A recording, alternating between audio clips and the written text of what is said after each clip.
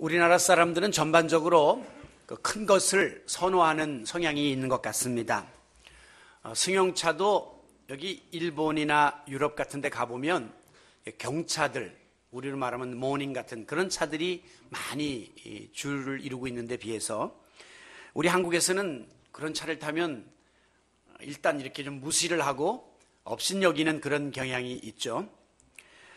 그래서 이제 혼자 타면서도 유독이 중대형 승용차들이 많이 팔리는 나라가 우리나라입니다. 텔레비전도 요새는 이제 대형화 추세로 가고 있습니다. 최근에 국내 최대의 텔레비전 제조사에서 신제품 발표를 했는데 가장 작은 치수가 55인치예요. 옛날에 우리는 그냥 19인치, 23인치 이 정도면 만족했는데 이제는 가장 작은 신제품은 55인치로 나오고 있다는 거죠.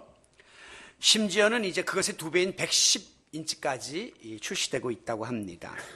여러분, 사실 무조건 크다고 다 능사는 아닌 것이죠. 이런 텔레비전을 집안에 거실이 5평도 안 되는 곳에 갖다 놓으면 코앞에서 봐야 돼요.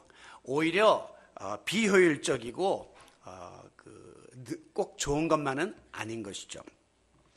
우리 옆에 중국이라고 하는 엄청난 대국이 있습니다. 이 나라는 땅의 크기만 해도 우리나라의 96배에 달하는 나라입니다. 중국을 갔다 오신 분들은 자금성과 우리나라의 경복궁을 비교해 보시고 만리장성과 또 남한산성을 비교해 보시고 또 진시황릉과 또 우리 조선 왕릉들을 한번 비교해 보면 이건 비교조차 되지 않는다고 말해도 과언이 아닙니다. 중국은 땅이 큰 나라니까 이렇게 모든 것이 거대한 것을 추구하고 또 그것은 어울려요. 그런데 우리나라 같이 작은 땅에 만약에 자금성 같은 성을 거기다가 지어놨다고 하면 어울리지를 않는다는 겁니다. 그래서 우리나라는 크진 않지만 우리나라의 지형과 모든 사이즈에 맞는 규모의 그런 건축물들이 있기 때문에 조화로움이 훨씬 더 우리나라의 특징이다. 이렇게 어떤 학자가 말하는 것을 들은 적이 있습니다. 그런 의미에서 우리나라 사람들이 자꾸 서구 사람처럼 눈을 크게 만들고 코를 높이 크게 세우려고 하는 것은 어떤 의미에서 오밀조밀한 우리 동양인의 그 체형에 맞지 않는 겁니다. 그래서 그렇게 좋은 그 밸런스는 아니지 않는가. 동양인은 우리 체구에 맞게 그렇게 그 모든 것을 갖추고 있는 것이 더 매력적이라고 볼 수 있습니다. 재미있는 것은 우리나라가 차로 그저 1분이면 건널 수 있는 한강다리들이 다 대교예요. 한강대교, 잠실대교, 동호대교, 반포대교. 그런가 하면 뭐 디즈니랜드 같은 것에 뭐 한 100분의 1도 안 되는 공원들이 다 어린이 대공원, 과천대공원이라고 대자를 많이 갖다가 붙입니다. 또 음식점, 서점, 또 극장, 백화점 이게 점점 대형화되어 가고 그 안에 온갖 복합적인 시설을 갖추어야 고객들이 몰려드는 그런 추세라고 볼 수 있습니다. 심지어는 교회 이름에도 무슨 중앙교회, 무슨 제일교회가 붙습니다. 중앙이라는 건 센트럴, 가운데 있다는 거죠. 중심이 된다는 거죠. 또 제일교회는 first, 최고의 첫 번째 교회다. 그런 이름들을 많이 붙입니다. 그런가 하면 교회에서 사용하는 용어도 대예배, 우리가 지금 대예배, 대예배가 있고 소예배가 있습니까? 근데 대예배다. 그리고 또 대신방, 심령부흥 대성회, 이런 식으로 이름들을 붙이곤 하죠. 그 결과 교회가 마치 백화점 같이 거대한 건물들을 짓게 되고 그 안에는 초호합한 최상의 시설들을 갖추고 엄청난 다양한 프로그램들이 준비되어 있으며 사회적으로 유력한 사람들이 교회에 몰려드는 초대형 교회들이 탄생하게 되었고요. 같은 값이면 그런 교회로 가서 나도 그와 같은 대우를 받고 싶어하는 그런 성향들이 있으면서 소위 수평 이동들이 일어나서 교회 안에도 부익부 빈익빈의 경제 논리가 적용되고 있는 시대입니다. 큰 교회는 계속 커지고 많은 사람들이 모이고 작은 교회는 계속해서 없어지고 또 사라지는 이런 추세가 한국교회의 현실입니다. 이와 같이 우리나라 사람들이 왜 대형화를 선호하는가? 배경에는 심리적으로 과거에 우리나라가 이 작은 국토 그리고 또 어려운 국력, 경제력 이런 것에서부터 당했던 그런 피해의식이 지금 반작용으로 나타나고 있다는 것입니다. 또 우리나라 사람들이 좀 상대적으로 과거에 왜소했던 그런 신체 조건의 열등감에서부터 자꾸 큰 것을 추구하는 그런 심리가 우리나라 사람들에게 알게 모르게 자리 잡게 되었다고 하는 분석이죠. 그러므로 자기 자신을 과다하게 과시하거나 내가 커 보이려고 위장을 하거나 남에게 자꾸 나를 드러내 보이려고 하는 이 심리는 그만큼 내 마음이 허전하고 공허하다고 하는 하나의 역표현입니다. 여러분들 보고라고 하는 그 고기를 아시죠? 저도 좋아합니다만은 이 보고가 딱 위협을 느끼게 되면 자기 몸을 4배가량 불킵니다. 이게 물을 먹거나 혹은 공기를 집어넣어갖고 이게 지금 낚시에 걸려갖고 보고가 자빠져서 끌려 나오는 건데 좀 화가 났다 이거야. 나는 큰 놈이다 이거야. 나를 함부로 하지 말라고 이렇게 지금 자기를 드러내는데 우리의 그 어떤 그런 컴플렉스의 반영도 이런 현상이라고 보시면 될 것 같아요. 그런데 문제는 최근 들어서 이 같은 추세의 변화가 일어나기 시작했습니다. 지난 주일날 보도에 의하면 우리나라 최대의 대형마트인 이마트가 24년 만에 처음으로 금년에 신규 점포를 내지 않기로 결정을 했다고 합니다. 왜? 더 이상 신규 점포를 낼 만한 도시가 없는 거예요. 대상이 없고 이미 대형마트가 포화 상태에 이르렀기 때문이라는 거죠. 자, 이와 같은 기업의 결정은 변화된 한국 사회의 추세를 반영하는 상징성을 지니고 있습니다. 아마 앞으로 한국 교회도 대형화 현상에 제동이 걸릴 것이라고 하는 예측을 하게 되는 것이죠.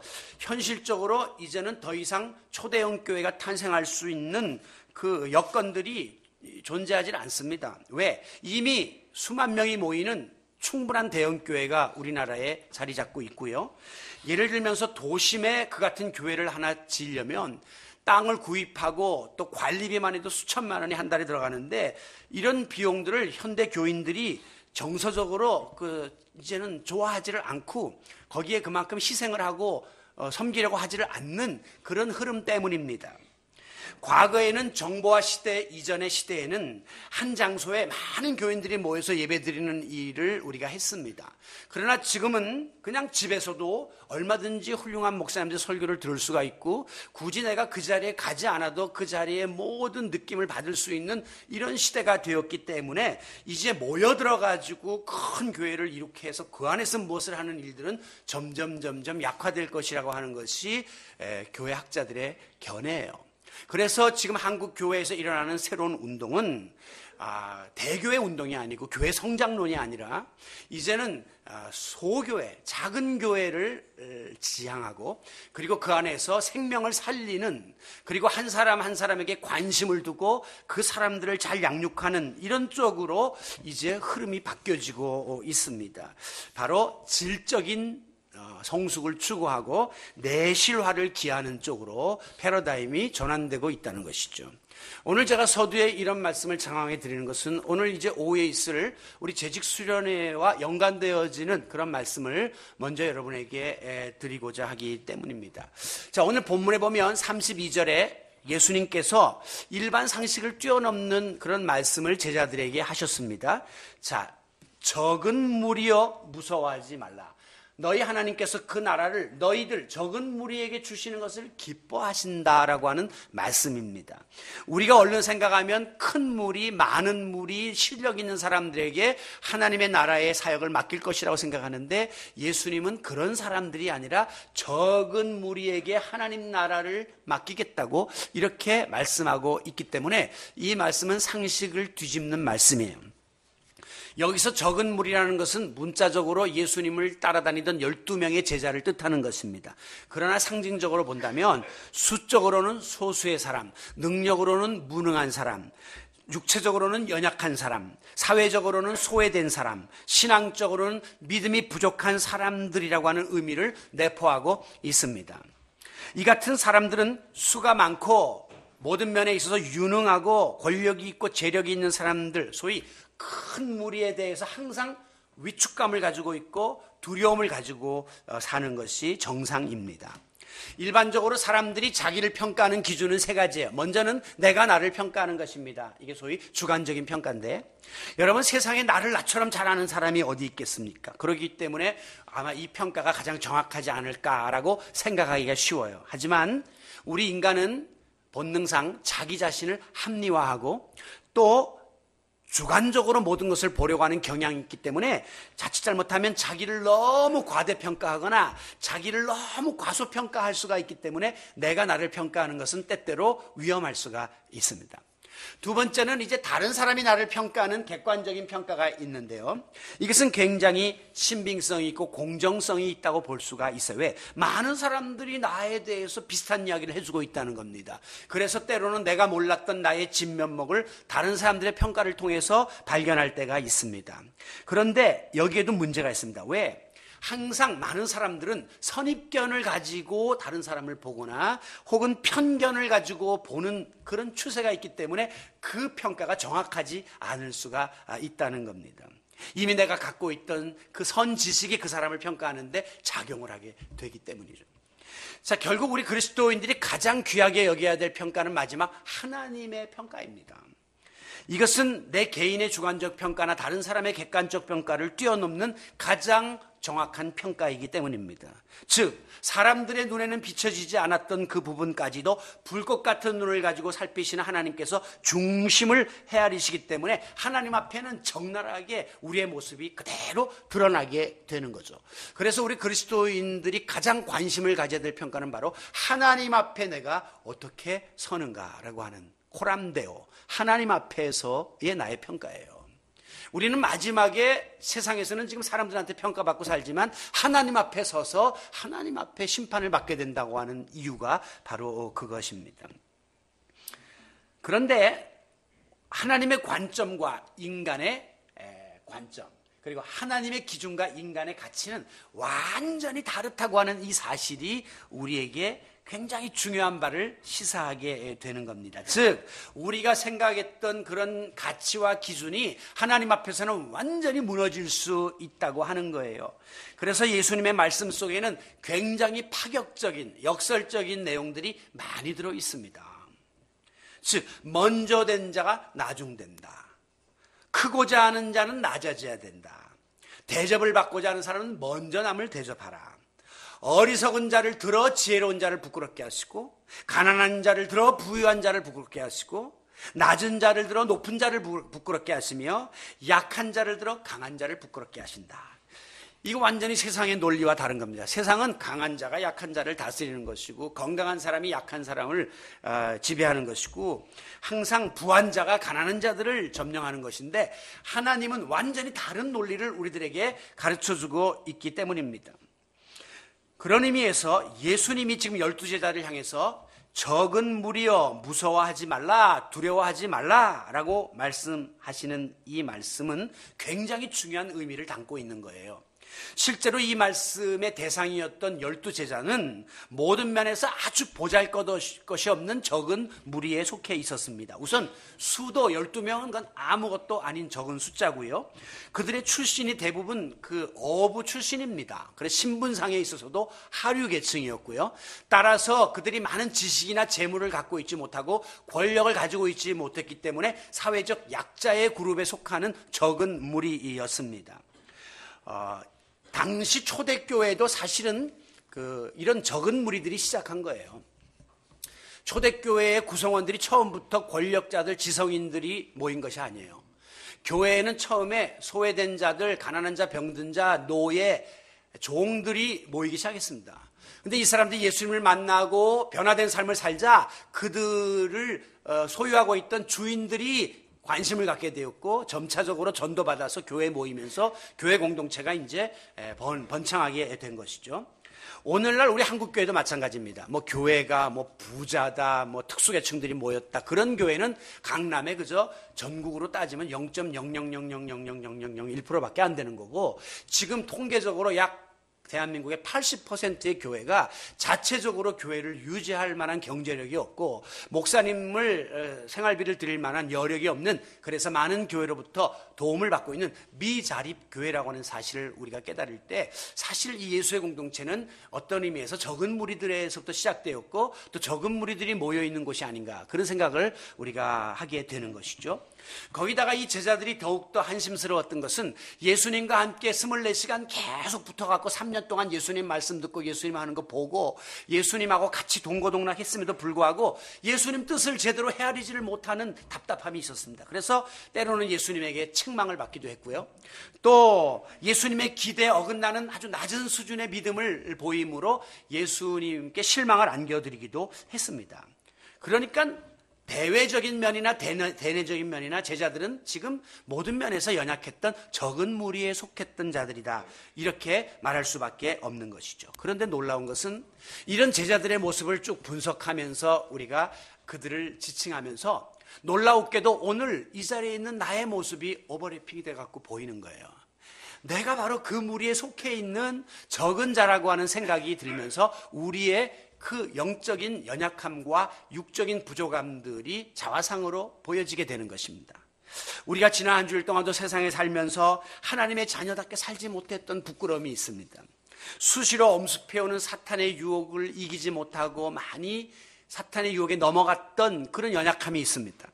초지일간 주님을 섬기지 못하고 흔들리는 우유부단함과 세월이 흘러도 이렇게 성숙해지지 못하는 연약한 나의 모습이 항상 부끄럽기만 하죠.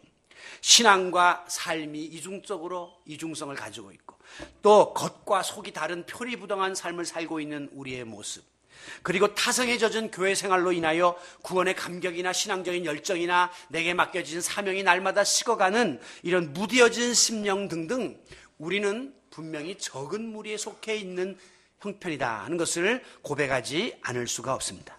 그러다 보니까 자꾸 내 모습과 나의 처지가 한탄스러워요. 내가 그리스도인으로서 재구실을 하지 못한다고 하는 자책감 속에 우리가 살 때가 많습니다. 그래서 하나님 앞에 나와도 내가 부끄럽고 당당하지 못하고 위축감에 빠질 때가 있다는 것이죠. 이것은 목회자도 마찬가지입니다. 목회자들이 처음에 신학교에 가고 목회를 시작할 때는 상당한 꿈을 가지고 엄청난 자신감을 가지고 목회를 하지만 10년, 20년, 30년의 세월이 흐르면서도 내가 하나님 앞에서 능력 있게 충성스럽게 사명을 감당하지 못한다고 하는 이 결과가 항상 우리를 위축되게 만듭니다. 그런가 하면 교회 공동체도 마찬가지입니다. 교회가 처음 출발할 때는 다 의욕적으로 열정을 가지고 출발하지만 일정한 시간이 지난 다음에 어느 정도 한계에 부딪히거나 침체될 때 교회 공동체원들이 이렇게 위축감을 이제 갖게 된다는 것이죠. 그럼에도 불구하고 예수님은 당시에 여러 가지 면에서 부족하고 위축되어 있던 그 제자들을 향해서 적은 무리여, 너희들이 적고 부족하다. 그러나 무서워하지 말고 두려워하지 말라라고 용기를 북돋아주고 계신 이 사실이 우리에게 커다란 위안이 되는 것입니다. 자, 그렇다면 이 적은 무리여, 무서워하지 말라고 하는 이 예수님의 말씀 속에 담겨있는 의미는 과연 무엇이겠습니까? 먼저는 너 스스로 절대 위축되지 말라고 하는 위로의 말씀입니다. 사람은 내가 부족하다, 내가 작다, 내가 적다 이렇게 자꾸 생각하다 보면 스스로 자신감을 잃어버리게 되고 그 다음에 나 자신을 업신여기게 되거나 위축되게 됩니다. 이 위축감이라는 것은 사전에 보면 어떤 것에 짓눌려가지고 길을 펴지 못하는 상태를 뜻하는 거예요. 자꾸 움츠려들고 쪼그라드는 것을 말하는 거죠. 오늘 일부 예배 때 이제 우리 청소년부 학생들이 같이 예배를 드려서 제가 이 이야기를 좀 드렸는데요. 우리 아이들이 자라면서 우리 부모님이 나를 서포트해 주지 못하는 그 부분에 대해서, 또 내가 학교에서 공부를 좀 잘 못한다든가 리더십이 없다든가 또 여러 가지 재능이 없다든가 이렇게 되면 다른 아이들과 비교해 가지고 자꾸 위축이 돼요. 그런 아이들의 특징이 사람들 앞에 나서지도 못하고 나서서 발표할 때도 이렇게 기가 죽어서 늘 다니고 이런 걸 볼 수 있거든요. 그런데 우리 신앙과 교회 생활도 마찬가지입니다. 우리가 때로는 어떤 이유로든지 간에 한계를 느낄 때가 있어요. 그때마다 나는 역시 이 정도밖에 안 되나 보다. 내가 아무리 노력해도 나는 역부족인 것 같아 라고 하는 그런 좌절감에 우리가 빠질 때가 있습니다. 내가 지니고 있는 믿음과 나의 능력에 대해서 의구심을 품게 되는 거죠. 그러나 이와 같은 때에 우리 교회 공동체 안에 나 같은 사람이 무슨 역할을 감당할 수 있을까? 또 우리 교회가 이런 형편 가운데서 무슨 큰 일을 할 수 있을까? 이렇게 스스로를 평가절하하거나 업신여겨서는 안 됩니다. 우리 교회가 지금 이 정도 규모로 모이고 있죠. 어떤 분의 눈에는 우리 교회가 굉장히 작은 교회로 여겨질 수도 있습니다. 그러나 제 주위에 있는 많은 목사님들이 우리 교회를 큰 교회로 여기고 부러워하기도 합니다. 그것은 항상 상대적이기 때문이에요. 그리고 우리 교회는 지금 현재 대한민국에 있는 교회 중에 상위 20% 안에 들어가는 큰 교회입니다. 사실은 초대형 교회는 아니지만 굉장히 실력이 있는 교회 중에 하나로 평가받고 있어요. 우리는 굉장히 작다고 생각하고 매일 우리는 아무것도 할 힘이 없다고 생각하지만 사실 우리는 작지만 큰 일을 하고 있고 다른 교회들이 하지 못하는 많은 장점들을 가지고 있는 또 그런 교회이기도 해요. 그렇기 때문에 항상 여러분 자신에 대해서 스스로가 자꾸 이렇게 비하하거나 위축돼서는 안 돼요. 특별히 우리는 하나님이 보실 때 굉장히 존귀한 백성들이에요. 하나님이 당신의 형상대로 우리를 지으셨고 또 예수 그리스도를 통해서 우리를 구속하셨기 때문에 우리는 굉장히 존귀한 백성들입니다. 더 나아가서 우리 교회는 예수님이 피로 값주고 세우신 사명이 있는 교회예요. 나름대로 우리가 해야 될 일이 있기 때문에 하나님이 여기 세우셨기 때문에 우리 교회는 굉장히 존귀한 교회라고 하는 사실을 잊지 마셔야 합니다. 예수님께서 이 말씀을 하시게 된 배경을 좀 우리가 살펴보면 이 말씀이 더 이해가 되죠. 앞으로 쭉 가서 24절부터 보시게 되면 예수님이 제자들에게 실물 교육을 하시는데 저기 공중에 날아가는 까마귀를 보아라. 저거 쟤들이 뭘 음식을 심냐? 그리고 누가 저걸 다 거두냐? 쟤들이 거할 만한 골방이 있고 창고가 있느냐? 없지 않느냐? 그런데 저렇게 창공을 날아다니면서 거하는 것은 하나님께서 저들을 길러주시기 때문이다. 하물며 하나님의 형상대로 지음받은 너희야 더 말할 나이가 있겠느냐. 저런 새도 하나님이 다 먹이시고 입히시는데 너희들은 그들보다 훨씬 더 귀한 존재가 아니냐, 그렇게 말씀합니다. 그리고 이제 예수님께서 27절에 가서 들에 핀 백합화를 보아라. 저 꽃이 무슨 실로 옷을 짜서 입지도 않았지만 솔로몬의 영광보다도 저 꽃 하나만도 못할 만큼 이 꽃이 얼마나 존귀하고 아름다우냐. 오늘 피었다가 내일 시들어버리고 오늘 있다가 내일 아궁이에 던져지는 들풀도 하나님이 저렇게 다 입히시는데 하물며 너희들일까 보냐.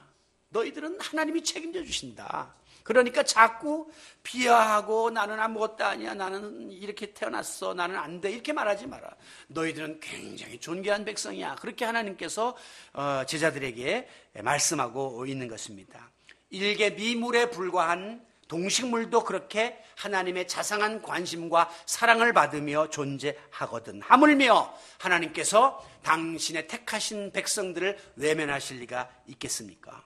성도는 그러므로 내가 물론 부족하지만 그것으로 인하여 자기를 업신여기거나 위축되어서는 안 되는 겁니다. 그렇습니다. 우리 그리스도인은 세상적으로 가진 것이 없다 할지라도 세상 사람들이 가지고 있지 못한 엄청난 자산을 소유하고 있습니다. 그것이 바로 믿음이에요. 우리 그리스도인은 믿음의 능력, 믿음의 역사가 가능한 자들입니다. 그렇기 때문에 우리 그리스도인은 믿음을 통해서 불신자들이 바랄 수 없는 것을 바라보는 소망을 가지고 있고, 저들이 들을 수 없는 하나님의 음성을 들을 수 있는 능력을 우리는 소유하고 있고, 저들이 깨닫지 못하는 하나님의 원대한 뜻을 깨달을 수 있는 지혜와 분별력을 가지고 있고, 저들이 절대로 경험할 수도 없고 행할 수도 없는 신비한 역사를 이룰 수 있는 힘이 믿음으로부터 우리에게 주어졌음을 믿으시기를 바랍니다. 이게 우리가 존귀한 백성인 가장 분명한 이유입니다. 그러므로 지금 내가 세상적으로, 인간적으로 모든 면에서 작아 보이고 적어 보이고 보잘것없는 무리에 속해 있다고 여겨진다 할지라도 우리는 하나님께 택함받은 영적인 존재로서의 영적 자긍심을 가지고 살아야 합니다. 그리고 믿음을 소유한 하나님의 백성으로서 감사하며 살아야 합니다. 그리고 절대 나를 업신여기거나 위축되거나 비하하면서 사는 모습이 아니라 믿음을 가지고 당당하게 세상을 헤쳐나가는 그런 성도 여러분들이 되시기를 바랍니다. 다음으로 우리가 두려워하지 말아야 될 이유는 이 말씀 속에는 세상을 무서워하지 말라는 거예요. 아까 위축되지 말라는 건 내 내면적인 문제라면 이것은 외부의 문제, 외부에서 내가 부딪히는 이 문제들에 대해서 너무 두려워하지 말라고 하는 격려의 말씀이 담겨 있습니다. 우리는 서두에 말씀인 것처럼 너무 눈에 보이는 것, 세상적인 조건, 내가 처해 있는 상황, 다른 사람한테 내가 받는 평가, 여기에 너무 급급해요. 여기에 너무 신경을 쓰면 우리 마음속에 자꾸 두려움이 생깁니다. 내가 가지고 있는 이것이 사라지면 어떻게 하나, 또 다른 사람한테 내가 평가를 제대로 받지 못하면 어떻게 하나, 이게 너무 두려운 거예요. 많은 연예인들이 저렇게 나중에 어려운 상황에 처하는 그 이유 중에 하나가 뭐냐면, 팬들이 나를 버리면 어떻게 하나, 그리고 내가 더 이상 브라운관에 나가지 못하면 어떻게 하나, 이거에 대한 두려움. 지금은 인기를 누리지만 인기가 사라질 것에 대한 두려움 때문에 나중에 스스로 목숨을 끊는 일까지 벌어지고 있는 것입니다. 분명히 하나님이 기뻐하실 만한 일임에도 불구하고 인간적인 생각 때문에 지레 겁을 먹고 두려워하여 포기하는 이런 일을 해서는 안 된다고 하는 것입니다. 예수님은 분명히 너희가 처한 조건과 환경이 어렵거나 세상 사람들이 너희를 어떻게 평가하거나 취급하든지 간에 상관하지 말고 절대 포기해서는 안 된다라고 우리들에게 말씀하고 있습니다. 그래서 적은 무리여 무서워하지 마라, 세상을 두려워하지 말아라 라고 격려하고 계시는 겁니다. 마태복음 14장에 보면 한밤중에 예수님이 물 위를 걸어오시는 그런 사건이 있었습니다. 깜짝 놀란 베드로가 유령인 줄 알고 벌벌벌 떠는데 예수님이 베드로를 향하여 물 위로 걸어오라고, 내게로 오라고 부르십니다. 호기심이 많고 의협심이 강했던 베드로는 용기를 내어서 바다에 발을 디딥니다. 그런데 놀라웠게도 척척 몇 걸음 바다 위를 걸을 수가 있었습니다. 그런데 바로 그 순간 마음속에 출렁이는 파도가 보이면서 두려운 생각이 들었어요. 그때 베드로는 물에 빠져서 허우적거리는 신세가 됩니다. 예수님이 다가가셔서 손을 내밀어 베드로를 건져주면서 뭐라고 말씀했느냐? 믿음이 적은 자여 왜 의심하였느냐? 그 말은 왜 두려워하느냐라고 예수님이 나무라셨습니다. 예수님을 바라보는 것은 믿음의 눈입니다. 그러나 넘실거리는 파도를 바라보고 세상을 바라보는 것은 이것은 불신의 눈이에요. 오늘 우리는 하나님을 바라보기 때문에 주위 환경을 두려워해서는 안 된다는 겁니다. 마가복음 4장에 보면 비슷한 사건이 일어납니다. 예수님이 제자들과 함께 배를 타고 호수를 건너시는데 예수님이 잠시 동안 피곤을 못 느끼고 쪽잠을 주무셨어요. 그런데 갑자기 광풍이 불어닥치면서 배가 침몰할 지경에 처하게 되었습니다. 그때 제자들이 두려움에 떨면서 예수님을 깨웁니다. 선생님, 우리가 죽게 된 것을 안 돌아보시나이까? 소동을 일으킵니다. 그때 잠에서 깨어난 예수님께서 바다를 향하여 잔잔하라 명하시니 그대로 바다가 잠잠해졌습니다. 배 한 구석에서 벌벌 떨고 있던 제자들에게 예수님 말씀하십니다. 어찌하여 이렇게 무서워하느냐? 그때 제자들이 무서웠던 것은 자기들을 엄습해오는 광풍을 보았을 때 무서웠던 것입니다. 여러분, 베드로의 마음에 두려움을 가져다주고 그것은 넘실거리는 파도였습니다. 제자들의 마음에 무서움을 안겨준 것은 부러치는 광풍이었습니다. 오늘 우리를 두렵게 하는 것은 세상에서 일어나는 예측 불허의 이 모든 상황들입니다. 이것들이 우리에게 앞으로 어떤 영향을 끼칠까 우리는 염려하면서 두려워합니다. 즉 세상의 환경과 내가 처해 있는 조건이 우리를 두려움 속으로 몰아넣는다고 하는 것이죠. 그러나 우리 그리스도인들은 주님이 우리와 함께 하시기 때문에 아무리 강력한 세상의 도전이 우리를 엄습한다 할지라도 오직 눈을 들어 주님을 바라보고 그 환경을 바라보지 아니하므로 시험의 파도와 유혹의 풍랑을 넉넉히 잠재울 수 있는, 세상을 두려워하지 않는 담대함을 소유한 성도 여러분들이 되시기를 바랍니다. 자, 결국 적은 무리여 두려워하지 말라고 하는 이 말씀 속에는 하나님께서 너희와 함께 할 것이라고 하는 이 약속의 말씀이 담겨져 있는 것입니다. 위축되지 말라, 위로의 말씀, 그리고 두려워하지 말라, 격려의 말씀. 그렇다면 내가 너와 함께 할 것이라고 하는 것은 바로 약속의 말씀입니다. 우리는 때때로 내 마음을 억누르는 부정적인 감정 때문에 어려움을 경험합니다. 우리가 지금 금년에 새로움을 추구하는 교회가 되기 원하는 이런 목표를 걸고 이제 1월 달부터 우리가 이 새로워지려면 먼저 내 마음이 새로워져야 되기 때문에 지금 마음을 통제하기 위해서 여러 가지 마음에 관한 말씀들을 지금 나누어 오고 있는데요. 오늘 우리가 함께 살펴본 위축감이나 또 두려움 혹은 절망감 혹은 지난주에 우리가 생각했던 위기의식, 이런 것들을 우리가 어떻게 제어할 수 있느냐? 그것은 내가 비록 적지만, 내가 갖고 있는 힘과 모든 능력은 적은 무리에 속하지만, 내가 나 자신에 대해서, 다른 사람에 대해서, 세상에 대해서 두려움 없이 살아갈 수 있는 이유는 딱 하나입니다. 그것은 바로 전능하신 하나님이 나와 함께 하시기 때문입니다. 예수 그리스도가 내 마음속에 계시기 때문입니다. 이게 소위 말하는 임마누엘의 신앙입니다. God with us. 하나님이 우리와 함께 하신다. 이 믿음이 지금까지 2000년 기독교 역사를 떠받들어 온 거예요. 이 믿음이 수없는 핍박 속에서도 제자들과 많은 자들이 순교의 제물로 자기 목숨을 바치도록 만들어준 거예요. 이 믿음이 아무것도 없던 무에서 오늘의 드림의 교회를 이룰 수 있도록 하신 거예요. 사사시대에 기드온이라는 사사가 있었습니다. 그는 하나님의 명령을 받들어서 미디안과의 전쟁에 나갈 군사들을 모집합니다. 미디안의 군사는 수십만. 그런데 이스라엘 백성들 중에 군대 전쟁에 나가겠다고 지원한 사람은 불과 3만 2천 명에 불과했습니다. 기드온은 인간적 생각에 수가 너무 작아요. 이거 게임이 안 돼요 하면서 걱정을 하고 있었습니다. 그런데 하나님께서 말씀하시기를 아니 내가 보기엔 수가 너무 많아 이렇게 말씀했습니다. 줄여. 할 수 없이 기드온이가 수를 줄입니다. 2만 2천 명으로. 하나님께서 이만하면 됐습니까? 그것도 너무 많아.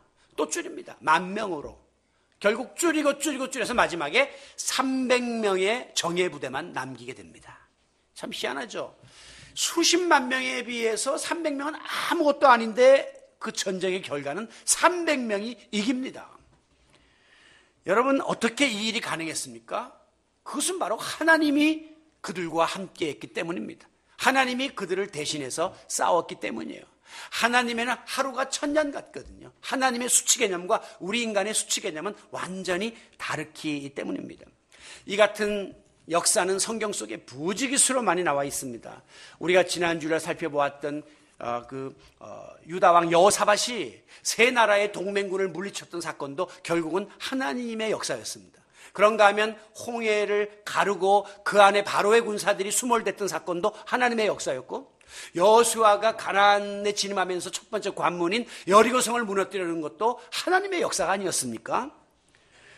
그렇기 때문에 중요한 것은 숫자가 많냐 적냐, 무기가 좋냐 나쁘냐, 전투 능력이 얼마나 있느냐, 이게 싸움의 관건이 아니라는 거죠.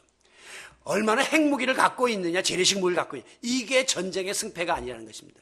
얼마나 달러 보유고가 많냐 적냐, 이게 국가의 승패의 요인이 아니라는 것입니다. 중요한 것은 진정 그들의 안에 전능하신 하나님이 계시는가 하는 거예요. 오늘 여러분의 마음속에 하나님이 좌정하고 계시는가, 이것이 여러분의 승패의 조건임을 기억하시기 바랍니다. 아무리 세상적으로 크고 많아도 유능해도 하나님이 떠난 집단은 하루아침에 오합지졸이 될 수밖에 없고 껍데기 집단이 될 수밖에 없는 거예요.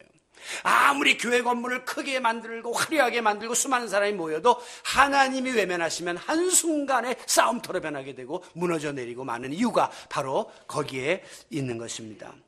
출애굽 당시에 하나님을 원망했던 1세대들은 약속의 땅 가나안 땅에 들어가지 못하고 다 광야에서 멸망당합니다. 이 사건을 훗날 고린도전서 10장 5절에서는 이렇게 기록하고 있습니다. 저희의 다수를, 이스라엘 백성의 다수를 하나님이 기뻐하시지 아니하신 거로 저희가 광야에서 멸망을 받았느니라. 그러면 누가 가나안 땅 들어왔습니까? 저들 중에 소수가 결국 하나님께 택함을 받고 그리고 가나안 땅에 들어갈 수가 있었다고 하는 이 말씀입니다. 하나님이 기뻐하시는 자들이라야 마지막에 승리한다는 거죠. 하나님이 기뻐하셔야 그들과 함께 한다는 거예요. 반대로 오병이어 보리떡 5개와 물고기 2마리, 그건 조그만 아이의 손에서 나온 보잘것없는 음식이었지만 예수님이 손에 붙잡고 축사하시니까 5,000명이 먹고도 남는 역사가 일어났단 말이죠.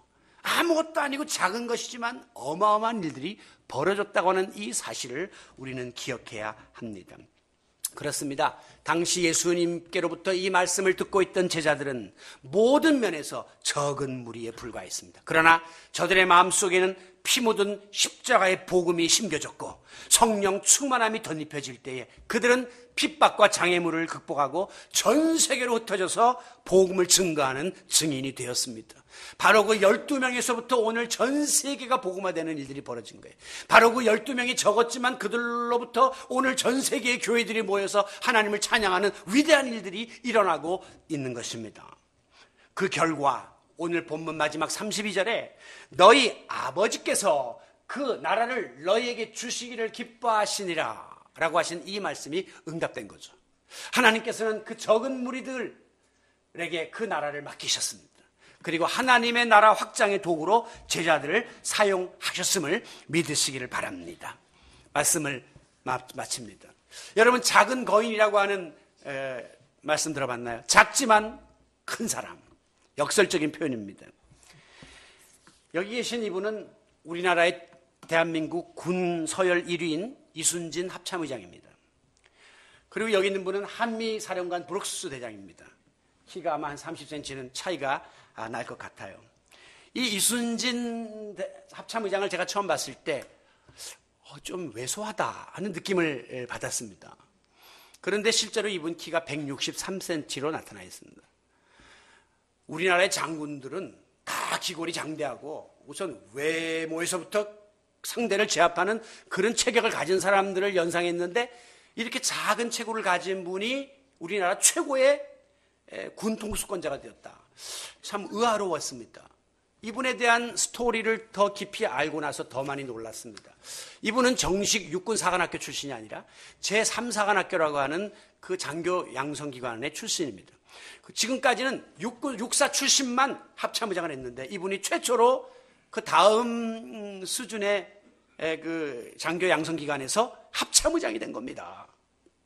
많은 강한 자들을 치고 올라간 거죠. 그는 위관급 시대부터 작지만 체격이 다부졌고 특별히 엄청난 독서를 통해서 박학다식했으며 인품이 훌륭하고 야무져서 많은 사병들로부터 동료들로부터 존경을 받았다고 하는 것입니다. 그 결과 최고로 강한 지휘관의 자리에 올라가서 전군을 통솔하는 힘 있는 자가 될 수 있었던 것입니다. 제가 오늘 이 말씀을 준비하면서 이순진 장군을 떠올렸습니다. 이름도 이순신하고 비슷해요. 이순진. 여러분, 하나님께서는 작지만 강한 자, 적지만 힘 있는 자들을 택해서 사용하십니다. 비록 여러분 자신이 오늘 여러 가지 면에서 적은 무리에 속해 있는 처지라 할지라도 낙심해서는 안 됩니다. 우리 교회가 혹시 좀 이렇게 여러 가지로 적은 무리의 수준에 놓여 있다 할지라도 절대 의기소침하거나 위축되어서는 안 됩니다. 왜? 우리 안에 계신 우리 교회 머리이신 하나님은 필요한 모든 것들을 아시는 분이시기 때문이에요. 30절. 우리 하나님은 우리 안에 너희가 있어야 할 것을 안다. 즉 우리의 모든 형편을 알고 계시고 필요를 알고 계시는 분이기 때문입니다. 그 다음 31절. 그 하나님은 이런 것들을 너에게 더해 주십니다. 아는 것으로 그치는 게 아니라 필요한 것을 공급해 주신다는 것이죠. 그리고 이 모든 것을 더해 주시는 하나님은 그러기를 기뻐하시고 원하고 계십니다. 오늘 부족하고 연약한 우리들이 하나님 앞에 절대적인 믿음을 가지고 나아가면 하나님이 우리 형편 아세요. 우리가 연약한 것 아세요. 필요한 것을 채워주세요. 그리고 우리를 강하게 해주시기를 기뻐하시고 원하시는 하나님이심을 믿으시기 바랍니다. 그러므로 너희는 먼저 하나님의 나라를 구하라 하는 말씀이 여기서 나오는 거예요. 다른 마태복음 같은 데는 하나님의 나라와 의를 구하라 이렇게 되어 있는데 누가복음에는 하나님의 나라, 영적인 일, 주님 기뻐하시는 이 모든 것에 올인하라고 말씀합니다. 그러면 이 모든 것을 너에게 더해 주시겠다. 줄줄이 따라붙도록 만들어 주시겠다고 하나님은 약속하고 있습니다. 오늘날 모든 것을 외형적인 규모나 크기나 능력으로 판단하는 시대에 우리는 살고 있습니다. 그러나 우리 하나님은 이 시대 속에서도 중심을 보시는 관점을 가지고 우리 가운데 다가오고 계시다는 사실을 깨달으시기 바랍니다. 하나님은 큰 교회, 많은 사람, 능력 있는 교인들을 지금 찾고 계시는 것이 아니라 오늘 이 시대에 하나님 앞에 온전하게 헌신된 하나님의 마음에 합한 교회와 성도들을 애타게 찾고 계시고 그들에게 사명을 주셔서 그들로 하여금 하나님의 나라를 이루도록 사용하실 것이라고 약속하고 있습니다. 아무쪼록 우리 드림의 교회와 우리 모든 성도 여러분들,